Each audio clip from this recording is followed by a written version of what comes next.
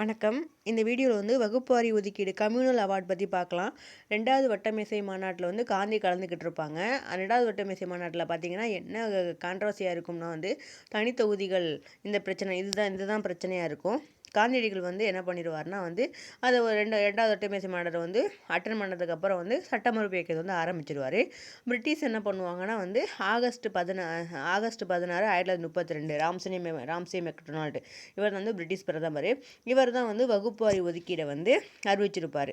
இந்த வகுப்புவாரி ஒதுக்கீடு எதை பேஸ் பண்ணி அறிவிக்கிறாருன்னு பார்த்தோம்னா பிரான்சிஸ் கமிட்டி அல்லது லோத்தியன் கமிட்டி இதோட பரிந்துரை அடிப்படையில் வகுப்புவாரி ஒதுக்கீடை கொடுக்குறாங்க.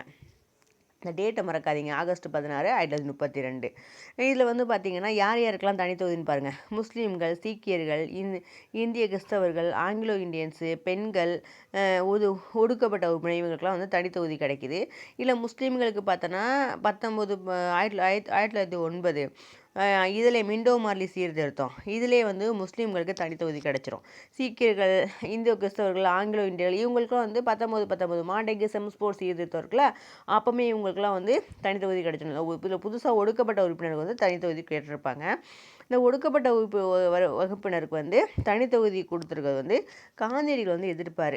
எதுக்கு எதிர்க்கிறாரு அப்படின்னா ஆல்ரெடி 1909 முஸ்லீம்களுக்கு தனித்தொகுதி கொடுத்து முஸ்லீம்களை இந்துக்களையும் பிரிச்சுட்டாங்க. ஸோ அதிலே இந்திய தேசிய இயக்கம் வலுவடையாமல் வகுப்புவாத பிரச்சனைலாம் இன்னமும் இது பண்ணிக்கிட்டு இருக்கு. இதே டைமில் ஒடுக்கப்பட்ட உறுப்பினருக்கும் நம்ம தனித்தொகுதி கொடுத்தோம்னா அவங்களும் பிரிஞ்சிருவாங்க, தேசிய இயக்கம் வலு இல்லாமல் போயிடும் அப்படின்ட்டு காந்தி எதிர்ப்பார். சரிங்களா? இது அதனால் பார்த்திங்கன்னா காந்தியடிகள் என்ன பண்ணுவார்னா 2வது சட்டமறுப்பு இயக்கம் நடந்துக்கிட்டு இருக்கும்போது காந்தியடிகள் எரவாடா சைடில் அடைச்சிருவாங்க. இந்த எரவாடா சைடில் சாகும் வரை உண்ணாவிரதம் இருக்க போகிறேன்னு சொல்லி செப்டம்பர் 20 அவர் அறிவிச்சிருவார். சாகும் வரை உண்ணாவிரதம் இருக்க போகிறேன் அப்படின்னு சொல்லிட்டு எரவாடா சிறையில். அதனால் காந்திக்கும் அம்பேத்கருக்கும் நடக்கிற ஒப்பந்தம் தான் பூனா ஒப்பந்தம். சரிங்களா? இந்த பூனா ஒப்பந்தம் எப்போ கையெழுத்தாகும்னா செப்டம்பர் 24 1932 கையெழுத்தாகும். ரெட்டைமலை சீனிவாசன், ராஜேந்திர பிரசாத் இவங்கெல்லாம் இந்த பூனா ஒப்பந்தம் நடக்கிறதுக்கு முக்கிய காரணமாக இருந்திருப்பாங்க. ஆக்சுவலாக ஃபஸ்ட்டு அம்பேத்கர் வட்டமேசை மாநாடுக்கு போகிறதுக்கு முன்னாடி 2 பேர் பேசியிருப்பாங்க, கருத்து ஒற்றுமை ஏற்படாது. ஆனால் இப்போ பார்த்தீங்கன்னா அம்பேத்கர் ஒத்துக்கிட்டு இருக்க மாட்டார். ஆனால் காந்தியடிகள் சாகும் வரை உண்ணாவிரதம் இருக்கிறதுனால என்ன பண்ணுவார்னா உயிரை காப்பாற்றுற அழுத்தம் ஏற்படும். அதனால் பூனா ஒப்பந்தத்தில் கையெழுத்து போட்டுருவார். பூனா ஒப்பந்தத்தின்படி இதுக்கு முன்னாடி என்ன சொல்லியிருப்பாங்க, பிரிட்டிஷு தனி தொகுதி வழங்கணும் அப்படின்னு சொல்லியிருப்பாங்க. அதுக்கு பதிலாக இடஒதுக்கீடு வழங்கும் கூட்டு தொகுதி முறையை இன்ட்ரடியூஸ் பண்ணியிருப்பாங்க. அரசியலமைப்புலையுமே இது ஃபாலோ ஆயிரும். அதுக்கப்புறம் பார்த்திங்கன்னா மாகாண சட்டமன்றங்கள் தனித்தொகுதி படி ஒடுக்கப்பட்ட உறுப்பினருக்கு 71 இடங்கள் தான் கிடச்சிருக்கும். ஆனால் கூட்டுத்தொகுதி படி 148 இடங்களாக அதிகரிச்சிருப்பாங்க. சரிங்களா? அதே மாதிரி மத்திய சட்டமன்றத்தில் 18% இடங்கள் தாழ்த்தப்பட்ட உறுப்பினருக்கு ஒதுக்கிடுவாங்க.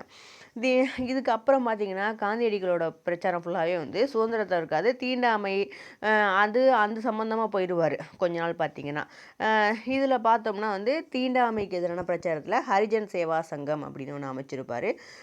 நாடு முழுக்க சுற்றுப்பயணம் மேற்கொள்வார்.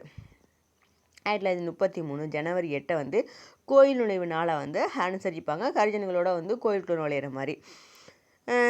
அடுத்து இந்த இது பார்த்துங்க, ரெட்டைமலை சீனிவாசன் பூனா பேக்டில் சைன் பண்ணியிருப்பார். பூனா ஒப்பந்தத்தில் வேறு என்ன இருக்குன்னு பார்த்தோன்னா ஆல் இண்டியா ஆன்டி அன்டச்சபிலிட்டி லீக்குன்னு சொல்லி காந்தியடிகள் ஆரம்பிச்சிருப்பார். செப்டம்பர் 1932 ஹரிஜன் அப்படிங்கிற நியூஸ் பேப்பர் போடுவாங்க. ஜனவரி 1933 இதுவும் காந்தியடிகள் தான். அவ்வளோதான் ஃப்ரெண்ட்ஸ். இந்த வீடியோ பிடிச்சிருந்தா லைக் பண்ணுங்கள், உங்கள் ஃப்ரெண்ட்ஸுக்கு ஷேர் பண்ணுங்கள். ஈவன் டிஎன்பிசி சேனலை சப்ஸ்கிரைப் பண்ணுங்கள். தேங்க்யூ.